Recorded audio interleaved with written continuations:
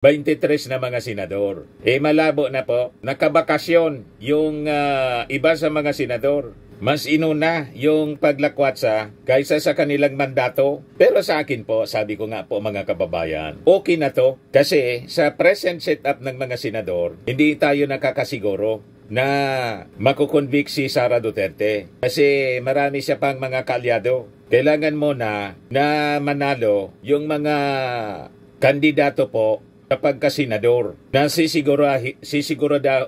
sisiguraduhin hindi ma-acquit si Sara Duterte. Sabi nga ng mga iba, ng mga political expert. Ito naman po yung bago naming product na binibenta online. iGlow Serum, whitening po siya. Tingnan ninyo yung epekto sa aking anak na architect before and now. Yung mga inquiries po ninyo, dumiretso na lang kayo sa kanyang Facebook account, Riz Maravillas.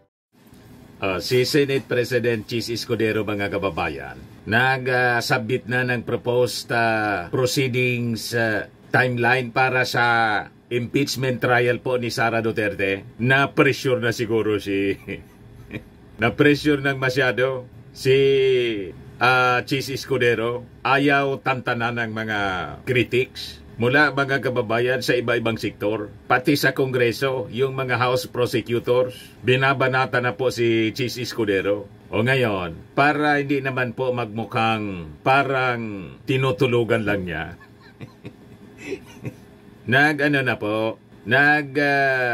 palabas na ng timeline, proceeding sa timeline. Pero yung proposal, mga kababayan, ni Coco Pimentel na mag-caucus, parang hindi man yun na mangyayari. Imimit niya lang niya bukas si Coco Pimentel. Sila lang siguro muna. Kasi sabi mga kababayan ni Chis Escudero, yung mga senador, unavailable po. Yung iba nasa abroad. Nagbakasyon na po. Kaya nga po, mga kababayan, agad-agad yung motion to adjourn. But anyway, dahil ayaw tantanan si Chis Escudero ng mga critics, ito na ngayon. Sabi dito sa balita ng abogado.com.ph, Chis proposes impeachment proceedings timeline. Targets July 30 for start of trial. Ganon pa rin. So sabi dito po sa balita, Senate President Francis Escudero outlined a proposed timeline for the impeachment proceeding against Vice President Sara Duterte. In a letter to his colleagues, where he also explained his position on when the Senate can take action on the case. Escudero has taken the stance that the Senate cannot take action on the case while it is on recess and that it can only convene as an impeachment court with session resumes in June. Ang resumption po ng session nila, June 2, hirap mga kababayan talagang mag-convene on recess kasi nakalakwat sa nayo baga senador.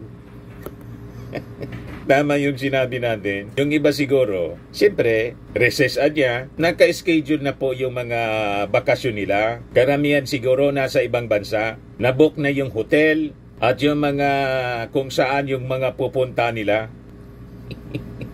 Yan ya, Mr. Maravillas. Mas importante pa yan sa kanilang mandato. Kahit gustuin po niya, kahit gustuin ni Chis Escudero, hirap po yung proposal nga po na mag-caucus. Nag-propose si Coco Pimentel. Malabo na mangyari. Kaya bukas, imimit na lang niya si Coco Pimentel. Sila muna mag-usap, mga kababayan. Iyang proposal ni Coco Pimentel po, All Senators Caucus, 23 na mga senador. Malabo na po. Nakabakasyon yung iba sa mga senador. Mas inuna yung paglakwatsa kaysa sa kanilang mandato. Pero sa akin po, sabi ko nga po mga kababayan, okay na to. Kasi sa present setup ng mga senador, hindi tayo nakakasiguro na makukonvict si Sara Duterte. Kasi marami siya pang mga kalyado. Kailangan mo na manalo yung mga kandidato po kapag kasenador na sisiguraduhin hindi ma-acquit si Sara Duterte. Sabi nga ng mga iba, ng mga political experts, at I think tama din po sila. Ang magandang anya niyan, kasi itong mga nasa alyansa, hindi lahat sigurado. Naglalaro po eh. May mga nagsasabi, iboboto nila yung mga wala sa alyansa, pero siguradong iko-convict si Sara. Malamang yun ang mangyari mga kababayan. Kaya ang maganda, kung itong ating mga kandidato sa alyansa, pumosisyon na kayo ng maayos. Unsolicited advice. I-base naman po sa survey, 18% na lang po ang pumapabor sa mga Duterte. 36% pro Marcos. Kasi pag nalata kayo na naglalaro kayo at posible ninyong i-acquit si Sara Duterte, kahit nandyan kayo sa alyansa, malamang sa malamang idyadyang kayo ng ating mga mamamayang Filipino mismo. Sa inis nila mga kababayan kay Sara Duterte. Tama ba? So sabi dito, in his proposed timeline, Escudero said the Senate will resume session on June 2 and this is when the articles of impeachment against Duterte will be presented. He also expects the Senate to approve the revised rules for the impeachment trial the same day. Yan po yung sinubmit na proposal ni Chis Escudero. Ayan o. June 2, 2025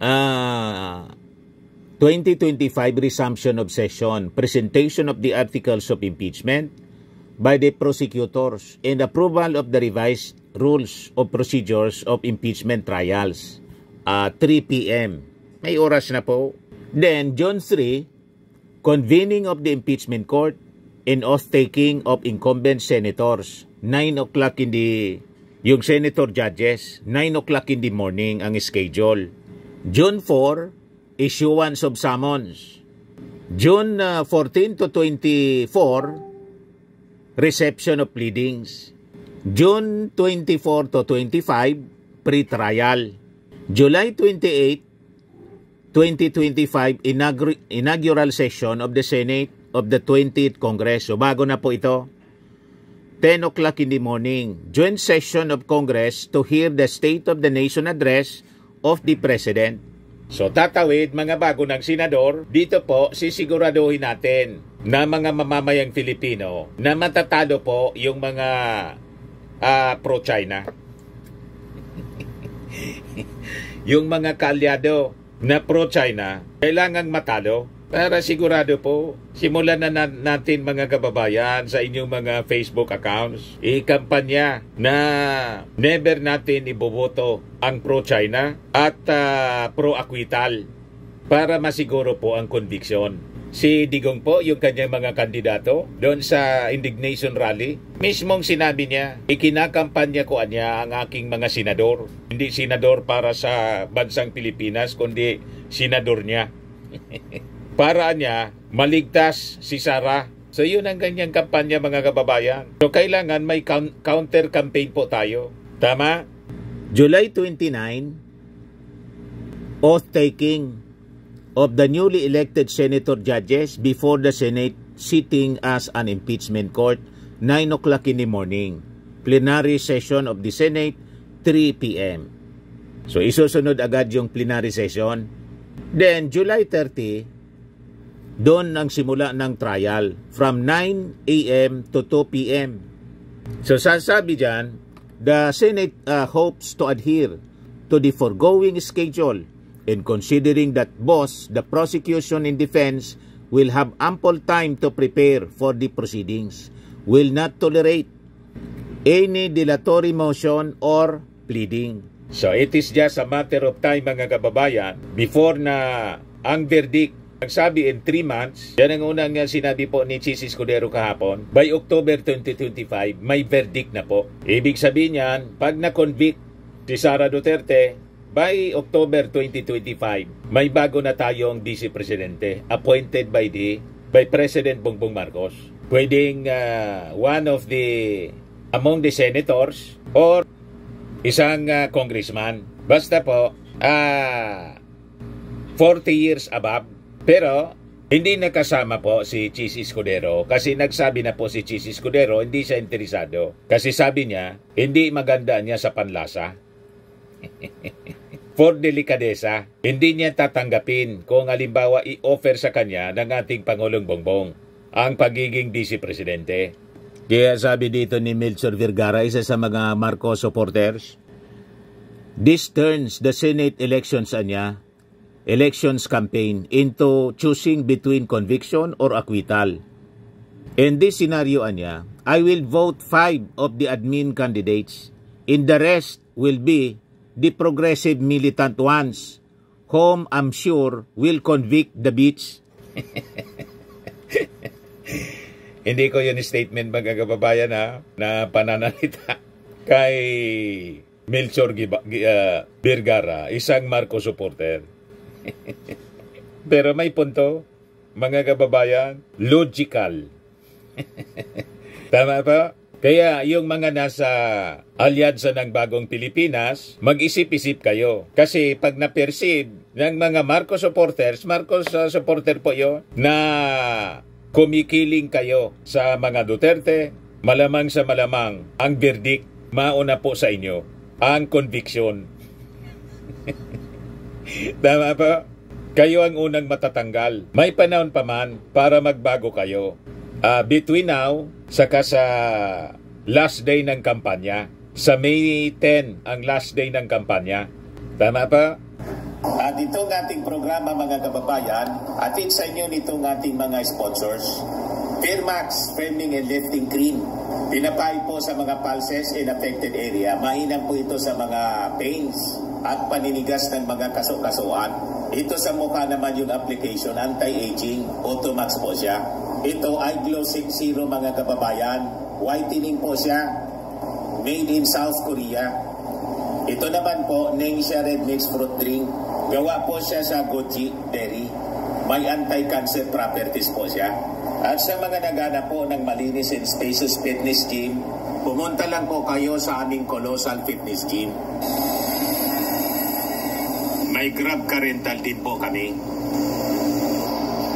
At bills payment po sa aming office. At saka sa mga mahilig po sa mga imported bags, manood po kayo sa live selling ni Madam Eileen Rosales sa kanyang Eileen Closet po. Pati mga shoes, ito yung kanya po. Ito yung kanyang page. Kita ninyo, napakagandang mga online selling po siya. Si Madam Eileen Rosales. At cellphone number niya po, 773-798-7816.